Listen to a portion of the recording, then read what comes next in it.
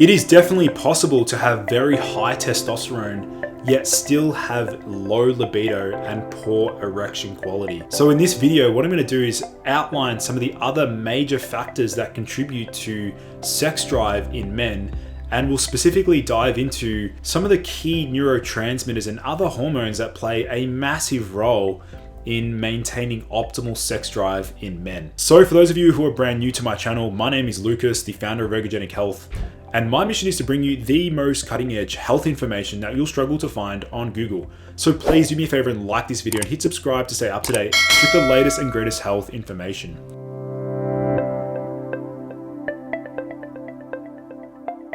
Why are so many men around the world suffering and struggling with low sex drive and low libido? Now, what I want to do is outline how sex drive is not just governed by testosterone. Now, obviously, of course, testosterone can play a massive and a prominent role in maintaining erection quality and sex drive, but we need to look beyond this and we need to dive deep into some of the other factors that play a role. Now, bear in mind, in this video, I will explore specifically the other biological pathways. This has nothing to do with how comfortable you feel with your partner, like on a first date, feeling safe and calm or confident. This is specifically related to the biological pathways behind sex drive. So, and specifically male libido and erection quality and arousal and orgasm and things like that. So here are some quick shocking facts that men need to really pay attention to. So if you're a guy with the following, you can have low sex drive due to any of the potential factors below. You may have low DHT. So for example, you may be taking 5-alpha reductase inhibitors either topically or orally, and that's suppressing DHT production, which can significantly affect sex drive and libido and arousal and erection quality. So low DHT can also play a role, dihydrotestosterone. If you've watched my testosterone optimization training, you will have already learned this by now. If you haven't already signed up to that free webinar, please do so as soon as you can after watching this video.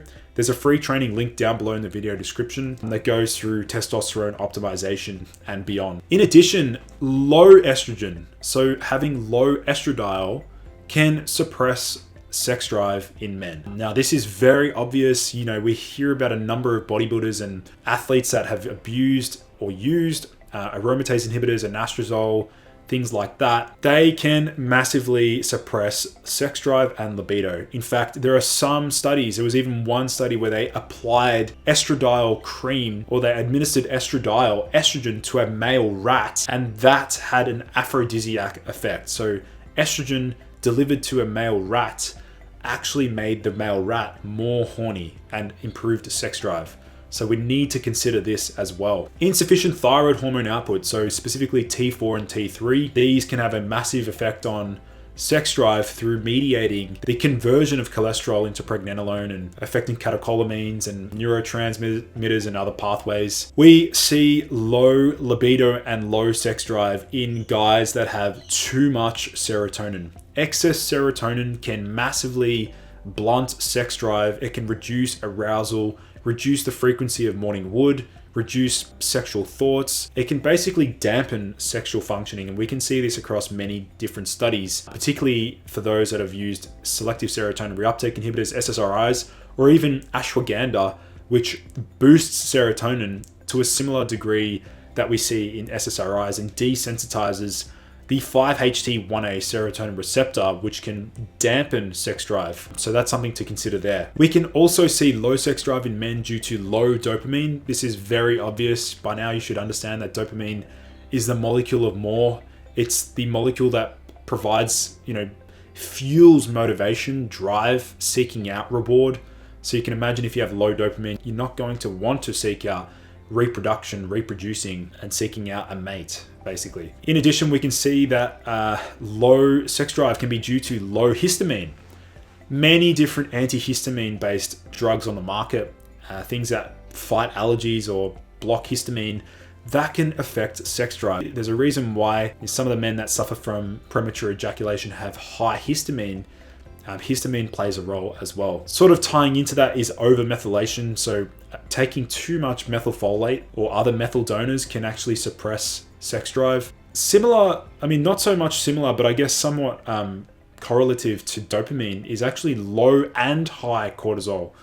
So both low and very high cortisol can suppress sex drive. And the low cortisol one is due to the effects of the mineralocorticoid effect that cortisol has, maintaining electrolyte balance and actually affecting erection quality. So low cortisol can actually affect erection quality as well. And then there's many other factors as well, which I cover more in my testosterone optimization training. Make sure you join that. That will be linked down below in the video description. So pornography absolutely does not help the situation, and it'd be absolutely naive of me to ignore the impact of pornography on sex drive and libido in men. You can see that overstimulation of dopamine leads to desensitization of the dopamine receptors. This is something we need to consider and remind ourselves that, obviously dopamine receptor downregulation can also play a role, which is why I've spoken about the benefits of 9-methylbeta-carboline, uridine monophosphate, bromantane, and other ways to upregulate the dopamine receptors, which I'll have another video coming up shortly to explore how we can potentially do this. Serotonin receptors, specifically receptors, can play a role. So what we've seen here is that, for example, there's like 14 serotonin receptors in the brain and body. There's one particular receptor known as the 5-HT2C. If we agonize that receptor with a particular drug or a medication, that will decrease feeding behavior, decrease activity, locomotor activity, increase anxiety, but it will increase penile erection, grooming, and oral movements. So for example, we can just see here by activating the 5-HT2C receptor with an agonist, it will actually increase the frequency of penile erections. Now, obviously, there's a very complex pathway behind desire, subjective excitement, orgasm, different hormones that play a role. Now, obviously, as I mentioned before, that serotonin usually has a suppressive negative effect on sex drive and sexual functioning in men. We can see testosterone plays a role in desire, estrogen plays a role, progesterone can play a role, melanocortins, dopamine, norepinephrine can play a role in subjective excitement, prolactin has a negative effect on subjective excitement, and oxytocin has a very positive effect on orgasm quality. So we can see there's a complex interplay that we need to consider beyond just looking at testosterone. I would encourage everyone to get their blood work done. You will be able to see Merrick Health. There's a particular panel that I put together, merrickhealth.com/ergogenic. That will be linked down below if you want to get your blood work done. Make sure you assess all of the hormones and not just looking at testosterone itself. Now, I also want to mention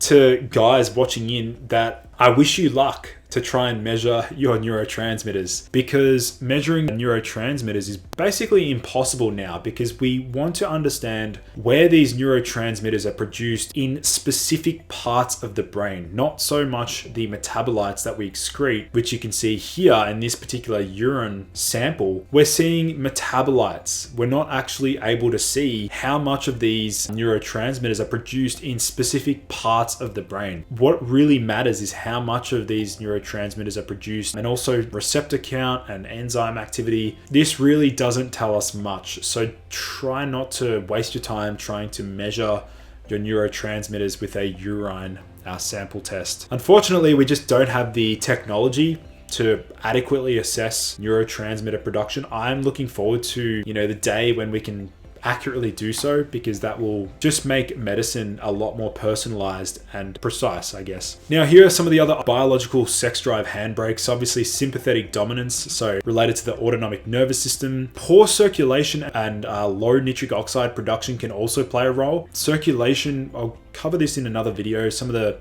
ways that we can support testicular and penile circulation. And then obviously previous drug use. So for example, SSRIs, MDMA, LSD, psilocybin, some of these compounds can actually have a deleterious long-term negative effect on sex drive. So we need to factor in the various serotonin receptors that play a role here. That pretty much wraps up today's video. Guys, leave a comment down below. It really does help support this channel. If you have any questions and comments, drop them down below. Let's get a discussion going. And if you're a guy looking to really take your testosterone to the next level, perhaps you've got a blood test and you have moderate to low testosterone, do yourself a favor and join the testosterone optimization training that goes through a bunch of different biohacks to boost your testosterone naturally.